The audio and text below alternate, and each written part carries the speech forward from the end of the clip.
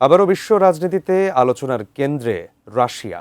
এবার বিশ্বের সবচেয়ে শক্তিশালী ক্ষেপণাস্ত্রের পরীক্ষা চালিয়েছে মস্কো, যা নিয়ে এখন রীতিমতো উদ্বেগে চিরপ্রতিদ্বন্দ্বী পশ্চিমা শক্তি। দেশটির নতুন এই শক্তিশালী ক্ষেপণাস্ত্র নিয়ে বিস্তারিত জানাচ্ছেন শিহাব ইসলাম। বিশ্ব রাজনীতিতে আবারও আলোচনার কেন্দ্রে রাশিয়ার পারমাণবিক শক্তি। আন্তঃমহাদেশীয় ব্যালিস্টিক ক্ষেপণাস্ত্র সারমাতের সফল পরীক্ষার দাবি করেছে মস্কো।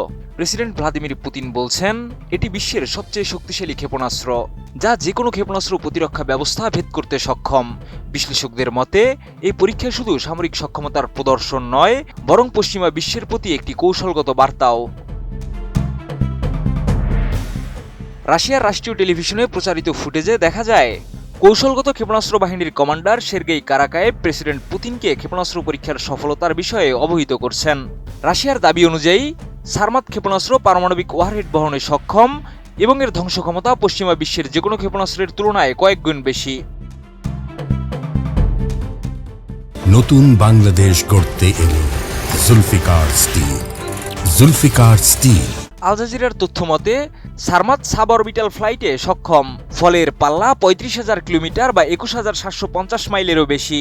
তাই সোভিয়েত আমলের ভয়াবহ ক্ষেপণাস্ত্রের পরিবর্তে এটি ব্যবহারের পরিকল্পনা রয়েছে দেশটির। তবে দীর্ঘদিন ধরেই প্রকল্পটি নানা প্রযুক্তিগত সমস্যার মুখে ছিল। ২০১১ সালে শুরু হওয়া এই প্রকল্পে একাধিক ব্যর্থ পরীক্ষার খবরও সামনে আসে। এমনকি ২০২৪ সালে একটি পরীক্ষার সময় ভয়াবহ বিস্ফোরণের ঘটনাও আন্তর্জাতিক গণমাধ্যমে প্রকাশিত হয়েছিল। আন্তর্জাতিক নিরাপত্তা বিশ্লেষকরা মনে করছেন, এই পরীক্ষা শুধু সামরিক সক্ষমতার বিষয় নয়, এটি যুক্তরাষ্ট্র ও ন্যাটো জোটকে কৌশলগতভাবে চাপ দেওয়ারও অংশ। আর এই ক্ষেপণাস্ত্র পরীক্ষা এমন সময়ে হলো যখন যুক্তরাষ্ট্র ও রাশিয়ার মধ্যে পারমাণবিক অস্ত্র নিয়ন্ত্রণ কাঠামো প্রায় ভেঙে পড়েছে।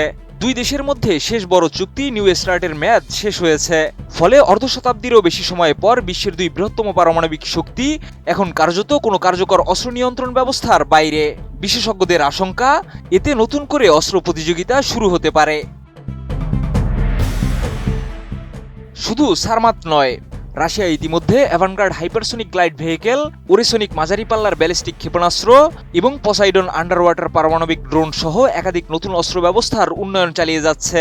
পুতিনের ভাষায়, এসব অস্ত্র যুক্তরাষ্ট্রের ক্ষেপণাস্ত্র প্রতিরক্ষা ব্যবস্থার জবাব।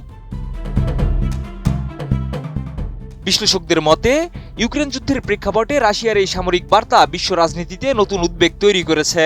এছাড়া পারমাণবিক শক্তিধর দেশগুলোর মধ্যে উত্তেজনা বাড়তে থাকলে বৈশ্বিক নিরাপত্তা পরিস্থিতি আরও জটিল হয়ে উঠতে পারে। শিহাব ইসলাম, এটিএন নিউজ।